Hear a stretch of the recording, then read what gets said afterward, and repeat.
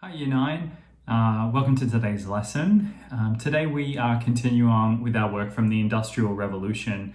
You'll be working on lessons 5 and 6, so you can expect this to last you for this week. There is a bit of work for you to do, so it should take you over the 2 periods this week. Just keeping in mind that on Wednesday we won't have a class due to a student-free day for years 7 to 10. So you're not expected to do any work. I'd suggest perhaps going for a walk outside, getting some fresh air, and taking a break from sitting in front of the computer for so long.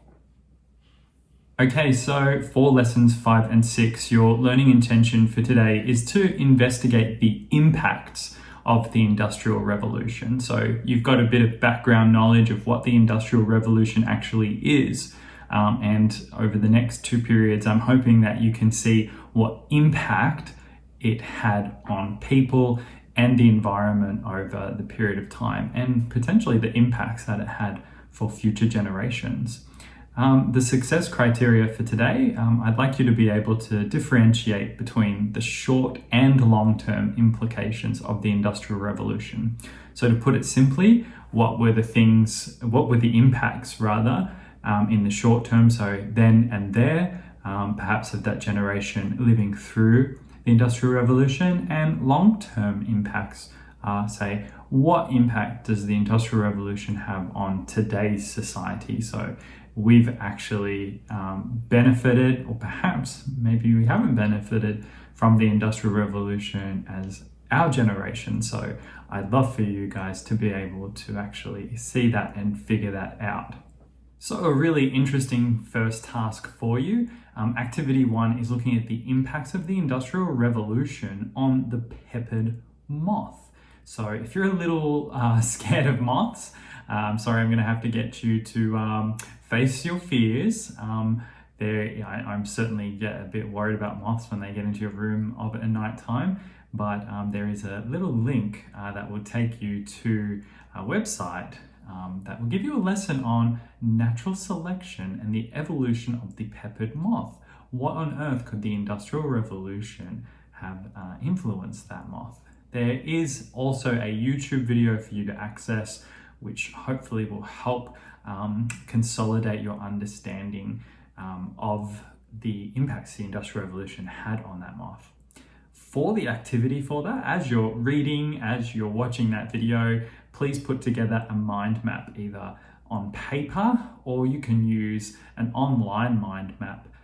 Just can do a quick Google search. The main thing is that you'll be able to save a copy of it. If you're doing it on paper, you'll need to take a picture of it. Activity 2 is some independent research, and this is probably the largest chunk of your work over the next 2 periods. For the independent research, you're just going to jump on the internet and do a bit of research into the impacts on the Industrial Revolution. Now, you might like to look back on sources that we've given you in previous lessons, and of course, have a look at what's available on the internet. There is literally millions of pages available for you. So I don't know, maybe you'll go past that first Google page on the search results. I don't know how many people, you're getting desperate when you have to go to the second page of the search results. So on Canvas, you will see a table. I'll bring that up on the screen for you now. And on that table, you should just bring it up into 2 different columns: the short-term impacts of the Industrial Revolution and the long-term impacts of the Industrial Revolution. Have something similar like this, and just complete with dot points. I'd ask you to consider aspects such as people, environment, and economy. So whenever you're doing an analysis of information like this, it is a good idea to use factors. In geography, we call it SHEEPed. So your social, historical, economic, environmental, political, and technological factors. So you might like to consider things like that. SHEEPed can be a really good technique. We certainly use it a lot in geography. You're more than welcome to use it in humanities.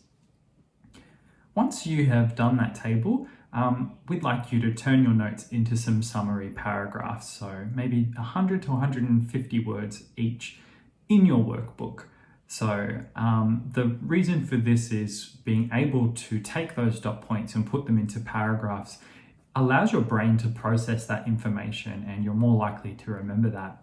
So your first paragraph should discuss the short-term impacts, and your second paragraph should discuss the long-term impacts. So put them into paragraphs.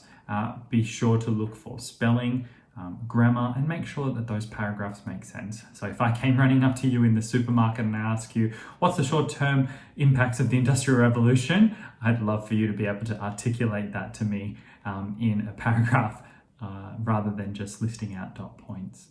So those are the activities that we have planned for you over the next 2 periods. I will release another video for the next class, just in case you're moving ahead. Please make sure that you have finished any unfinished work. I am going through Canvas and looking at your submissions.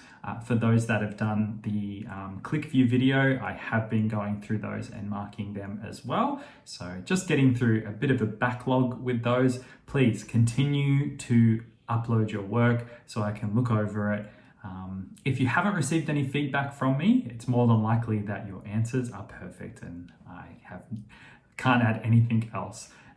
If you do get feedback from me, it is likely because maybe you're on the wrong track, or maybe I need to point you into the right direction. So I appreciate your patience with me getting through the feedback, and I certainly appreciate you working hard on getting those tasks completed. So in terms of evidence of learning, what do I need to submit today? You'll need to take a picture of your mind map or a flowchart, whichever one you decided to do, probably a mind map. If you've done it on paper, take a photo, upload it onto your computer, and you'll pop it into the document where you've got your 2 paragraphs and your table showing the short-term and long-term impacts of the Industrial Revolution. So 2 activities, 1 document, pop them all into the 1 document, and you will find the link on Canvas under Evidence of Learning to submit that information there. So if you do have any questions, of course, I'm going to be on my emails throughout the period and throughout the day. So please feel free to send an email and get in touch if you're having trouble. I'm more than happy to jump online and work with people that would like to work over Zoom. And of course, I can answer questions over email. Thanks again for your hard work, everyone. I really appreciate it, and I hope everyone's doing really well.